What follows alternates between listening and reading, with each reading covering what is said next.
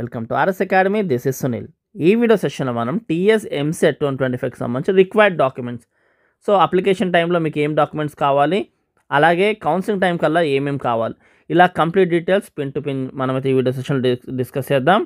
And అలాగే మన Insta ID ఇవ్వడం జరిగింది, ఖచ్చితంగా ఫాలో చేయండి. ఇన్ఫర్మేషన్ ఇన్స్టా త్రూ కూడా ప్రొవైడ్ చేస్తున్నాం కాబట్టి అక్కడ కూడా ఎవరైతే యాక్టివ్గా ఉంటారో ఇన్స్టాలో ఖచ్చితంగా ఫాలో చేయండి.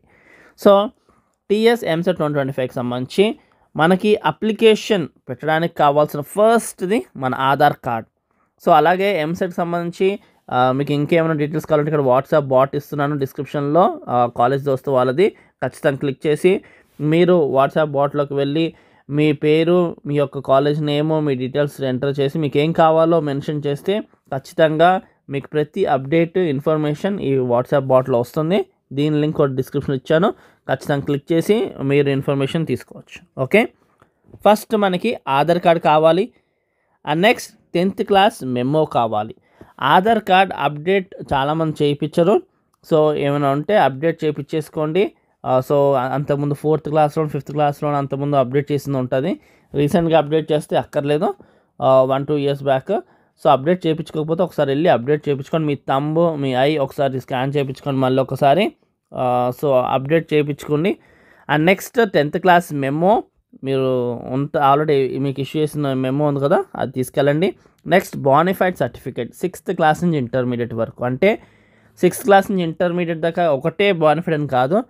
6th క్లాస్ ఒక స్కూల్లో చదువు ఉండొచ్చు, 7th 8th ఒక స్కూల్లో చదువు ఉండొచ్చు, 9th 10th ఒక స్కూల్లో చదువు ఉండొచ్చు, ఇంటర్ ఫస్ట్ ఇయర్ ఒక స్కూల్లో, ఇంటర్ సెకండ్ మీరు ఎక్కడెక్కడ చదివారో ఆ ఇన్స్టిట్యూట్స్కి వెళ్ళి మీరు బోనఫైడ్స్ తీసుకోవాలి. ఆల్రెడీ వాళ్ళు మీరు ఎప్పుడైతే టీసీస్ తీసుకుంటారో అప్పుడే ఇస్తారు. మిస్ అయితే కనుక ఇప్పుడు మళ్ళీ వెళ్ళి అడగండి, ఖచ్చితంగా ఇస్తారు. ఫ్రీ ఆఫ్ ఛార్జ్తో ఇస్తారు. కొన్ని స్కూల్స్, కాలేజెస్ మాత్రం 50 రూపీస్ నుంచి 200 రూపీస్ వరకు ఛార్జ్ చేసి మీకు బోనఫైడ్స్ ఇష్యూ చేస్తుంది. ఇకపోతే inter second year hall ticket number. So మీరు 12th చదివితే సిబిఎస్ఈ అయితే సిబిఎస్ఈ, లేకపోతే బోర్డ్ స్టేట్ బోర్డ్ అయితే ఇంటర్మీడియట్ హాల్ టికెట్ నెంబర్ ఏదైతుందో అది ఎంటర్ చేయాలి.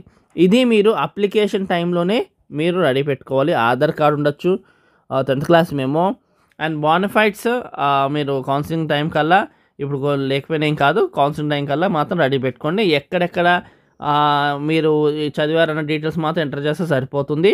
హాల్ టికెట్ నెంబర్ మీకు ఆల్రెడీ తెలిసిపోయి ఉంటుంది కదా, ఈ పాటికే ప్రాక్టికల్ ఎగ్జామ్ రాసినప్పుడు మీకు తెలిసిపోతుంది కదా, అదే ప్రాక్టికల్ ఎగ్జామ్ హాల్ టికెటే, మీకు ఫైనల్ ఎగ్జామ్ హాల్ టికెట్ కూడా అదే కాబట్టి ఎంటర్ చేయండి, సరిపోతుంది. సో మనకి ఇప్పుడు బోనఫైడ్ సర్టిఫికేట్ ఉండొచ్చు. అండ్ అలాగే ఈ సర్టిఫికేట్స్ ఇవి కౌన్సిలింగ్ టైమ్స్ కల్లా రెడీ పెట్టుకోవాలి. సో ఇప్పుడు నేను ఇక్కడ చూపిస్తున్న బ్లూ కలర్లో ఉన్న ఈ సర్టిఫికేట్స్ ఏమో డిపెండ్స్, మీరు ఏ క్యాస్ట్ దేని బట్టి మీరు రెడీ చేసుకోవాల్సి ఉంటుంది. పైవి మాత్రం ఖచ్చితంగా ఎవరైనా రెడీ చేసుకోవాలి. Aadhaar card, 10th class memo, bona fide certificate, inter second hall ticket, ఇది మాత్రం ఎవరైనా రెడీ చేసుకోవాల్సిందే. సో ఈ మైనారిటీ సర్టిఫికేట్ అంటే ఎవరైతే క్రిస్టియన్, ముస్లిం ఇలాగ మైనారిటీ రిలీజన్ ఉంటుంది కదా, వాళ్ళకి సంబంధించి మైనారిటీ సర్టిఫికేట్ అంటే ఏమీ లేదు. 10th క్లాస్ టీసీలో అక్కడ మీరు మైనారిటీ, క్రిస్టియన్, మైనారిటీ అని రాయిపించాలి. సో 10th క్లాస్ టీసీలో రాయిపించకపోతే ఇప్పుడు మీరు మైనారిటీ సర్టిఫికేట్ రెడీ చేసుకోవాల్సి ఉంటుంది. మైనారిటీ రిజర్వేషన్ రావాలి అంటే క్యాస్ట్ సర్టిఫికేట్ ఎప్పటిదైనా పర్లేదు, 10 సంవత్సరాలు అయినా పర్లేదు, 15 సంవత్సరాలదైనా పర్లేదు. క్యాస్ట్ సర్టిఫికేట్ లైఫ్ టైంకి ఒకటే క్యాస్ట్ సర్టిఫికేట్ ఉంటుంది కాబట్టి.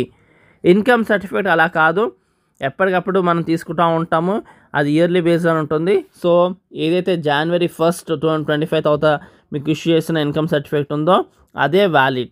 ఇప్పుడు అప్లికేషన్ టైంలో లేకపోయినా పర్లేదు, కౌన్సిలింగ్ టైం కల్లా అయితే రెడీ చేసుకోండి. అండ్ అక్కడ మీకు ఇన్కమ్ రేంజ్ చూపిస్తాడు, ఆ ఇన్కమ్ రేంజెస్ బట్టి మీరు టిక్ పెట్టుకోండి, సరిపోతుంది. అండ్ నెక్స్ట్ ఈడబ్ల్యూఎస్, మీరు ఒకవేళ ఓసీ క్యాండిడేట్ అయ్యుండి ఎకనామికల్ వీకర్ సెక్షన్ అయితే ఈడబ్ల్యూఎస్ తెచ్చుకోవాలి. లేదనుకోండి ఈడబ్ల్యూఎస్ సర్టిఫికేట్ మీకు అక్కర్లేదు.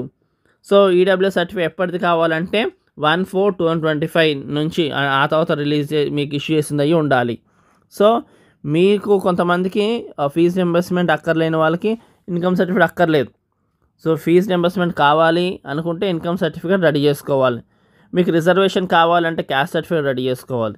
ఓసీ అయ్యుండి మీకు రిజర్వేషన్ అండ్ అలాగే ఫీజు రింబర్స్మెంట్ కావాలంటే ఈడబ్ల్యూఎస్ రెడీ చేసుకోవాలి. ఒకవేళ మీరు స్పెషల్ కేటగిరీ లైక్ ఎన్సీసీ ఉండొచ్చు, స్పోర్ట్స్ ఉండొచ్చు, క్యాప్ ఉండొచ్చు, ఫిజికల్ హ్యాండిక్యాప్ ఉండొచ్చు, మీ దాని డిసేబిలిటీ బట్టి మీరు పీహెచ్ సర్టిఫికేట్ రెడీ చేసుకోవాలి. మీకు ఎన్సీసీలో మెరిట్ లిస్ట్ ఉంటే ఎన్సీసీ మెరిట్ ఉంటే ఆ ఎన్సీసీ స్పోర్ట్స్ క్యాప్ ఇవి రెడీ చేసుకోవాలి. సో ఇవన్నీ కూడా ఆప్షనల్ అనమాట. అంటే మీరు అందులోకి వర్తిస్తే అవి రెడీ చేసుకోండి. సో మీరు వర్తించకపోతే మీకు అది లైట్. కానీ ఇవి మాత్రం మీరు ఖచ్చితంగా రెడీ పెట్టుకోవాలి. దీనికి ఎడిషన్గా కౌన్సిలింగ్ టైంలోని మీకు ఇంటర్ మెమో కూడా ఇవ్వాల్సి ఉంటుంది. అది అప్పుడు మీకు ఇష్యూ అవుతుంది. ఇంటర్ ఎగ్జామ్స్ అయిపోయి రిజల్ట్స్ వస్తాయి కాబట్టి. ఇది కంప్లీట్గా టీఎస్ ఎంసెట్ సంబంధించి రిక్వైర్డ్ డాక్యుమెంట్స్. ఈ రెడ్ కలర్లో ఖచ్చితంగా ఎవరైనా సరే ఇర్రెస్పెక్టివ్ మీరైతే రెడీ చేసుకోవాలి. కిందవి మాత్రం డిపెండ్స్ ఆన్ మీ యొక్క జోనర్ బట్టి, మీరు ఏ క్యాస్ట్కి వస్తారు లేకపోతే మీ యొక్క రిక్వైర్మెంట్ బట్టి ఇవి కిందవి అయితే రెడీ చేసుకోవాల్సి ఉంటుంది.